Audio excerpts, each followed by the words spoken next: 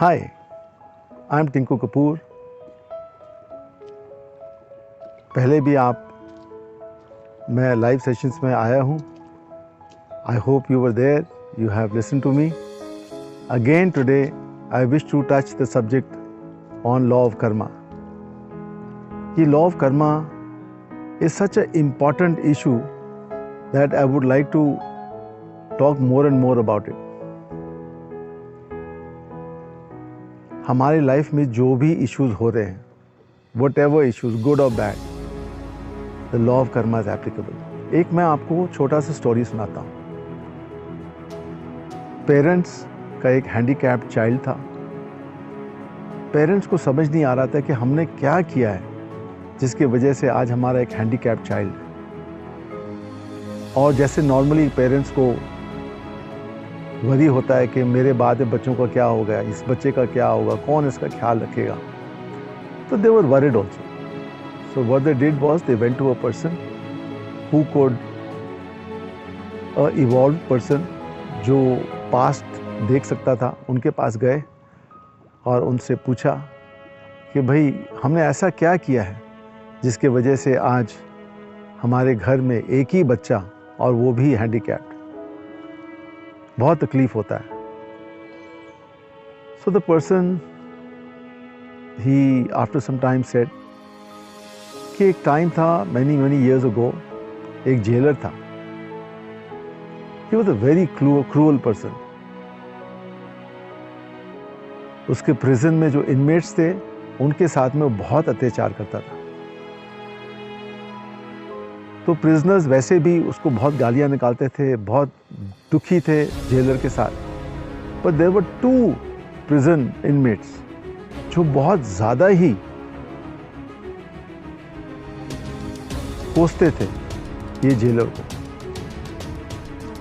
बहुत ज़्यादा ही बुरा भला कहते थे उसको।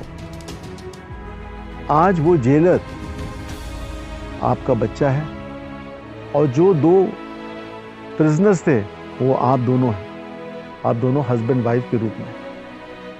अब देखिए, जो कर्मा आपने पहले किया उसको आपको न्यूट्रलाइज करना है। मतलब कि आपने जितना जेलर को कोसा, आज आपको प्यार देना पड़ रहा है, क्योंकि आज वो आपका बच्चा है और आपको उसको प्यार देना पड़ेगा वो कर्मा को न्यूट्रलाइज करने के लिए। You have to do it. और वो जेलर जो इतना अत्याचार करता था सबके साथ में, आज वो हैंडीकैप्ड पैदा हुआ है। So he is also suffering. He has to suffer throughout his life because he made other people suffer to neutralise that karma. So the law of karma says whatever you have planted you will reap. जो भी आपने बोया है, जो भी seed आपने बोया है, वही फल आपको मिलेगा। मैंने पहले भी कहा है कि अगर आपने आम के सीड्स अगर बोया है तो आपको आम ही मिलेगा, पपीता नहीं मिलेगा।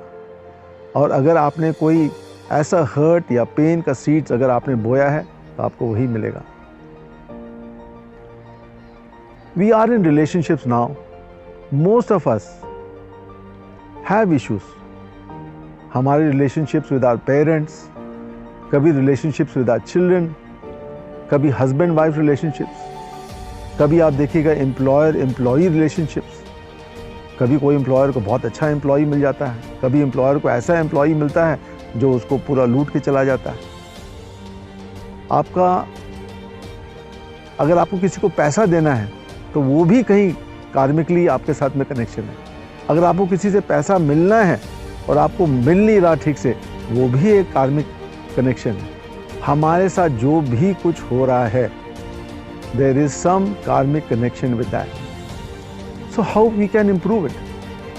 बहुत बार ऐसा होता है कि जब अच्छा होता है तो हम कहते हैं कि भाई try to give yourself the credit. और जब कोई चीज़ ठीक नहीं होता तो हम क्या कहते हैं, ये हमारा कर्म है। और जो आपका अप्रोच है, द वे यू से इट मीन्स कि you can't do anything about it. आप उसके बारे में कुछ कर नहीं सकते, which is not true. You can do it. आप अपना डेस्टिनी खुद बना सकते हैं। आप पहले एनालाइज कीजिए अपना लाइफ को, देखिए आपका रिलेशनशिप्स कहाँ अच्छे हैं, कहाँ ठीक नहीं है, and then try to learn from that कि मुझे करना क्या चाहिए। अगर मेरा रिलेशनशिप ये ठीक नहीं है, either with my parents, either with my children, और इफ़ इट्स अ स्पाउस, अगर हस्बैंड वाइफ के साथ, वाइफ वाइस वर्सा, तो आप ये समझ के चलिए कि कहीं ना कहीं आपने ही ये सीड प्लांट किया है पहले। तो आप क्या कर सकते हो, you can forgive the person जिसके साथ में आपका रिलेशनशिप ठीक नहीं है। यू कैन फॉरगिव हिम, आप keep and you will neutralize that karma. At the same time you can also bless the people जिनके वजह से you are happy today. Be thankful to them, be grateful to them, express your gratitude to them. बहुत बार जिनसे हमें प्यार मिलता है, हम we take it for granted, we take it as our own right and we don't show gratitude. तो we need to show gratitude also. Relationships अगर आपको ठीक करना है, you can improve on relationship sometimes. जब नहीं, आपके पूरा एफर्ट्स करने के बावजूद भी अगर नहीं होता है, you keep forgiving, keep blessing, and I'm telling you there will be a shift, because when you do that, जब आप वो करते हो, you're not blaming somebody else, you accept the fact कि somewhere मैंने ही ये सीड को प्लांट किया है, so that means मुझे ही काम करना पड़ेगा इसके ऊपर में। और जब ये अवेयरनेस आ जाता है आपके अंदर में, then that bitterness finishes। जो बिटरनेस हमारे अंदर में होता है कि उसने मेरे साथ ऐसा किया, उसने मुझे ये कहा, और you try to blame the other person, वो न्यूट्रलाइज हो जाता है। And then you start working on yourself. When you start working on yourself, your energy shifts. मैं एक प्राणिक हीलर हूँ।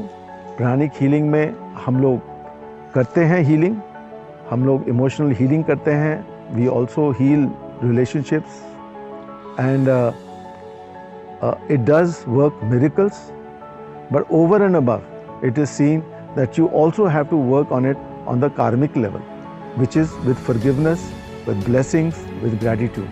अगर आप दोनों को combine करेंगे, the healing and your blessings and your forgiveness, you will get results. आपको results ज़रूर मिलेंगे।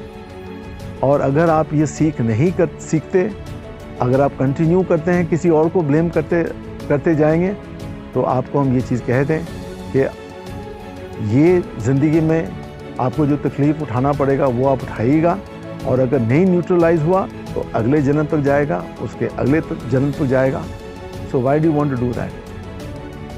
Gate yourself healed and please do what is karmically required for you to do. I will refer to this law of karma on various aspects of our life. कहाँ पे हमारा health effect होता है because of law of karma, or financial positions that also can be improved if we apply the laws of law of karma. So till then, keep watching my videos. Thank you very much for watching. Bye bye. आज मैं बात करूंगा about law of karma with respect to your health, not minor health issues. सर्दी जुकाम, not about that. I am talking about major health issues. अगर आपका कोई major health issue है, अगर कोई क्रॉनिक एलिमेंट है और आप सफ़र कर रहे हैं, बहुत सालों से सफ़र कर रहे हैं, दवाइयाँ खा रहे हैं,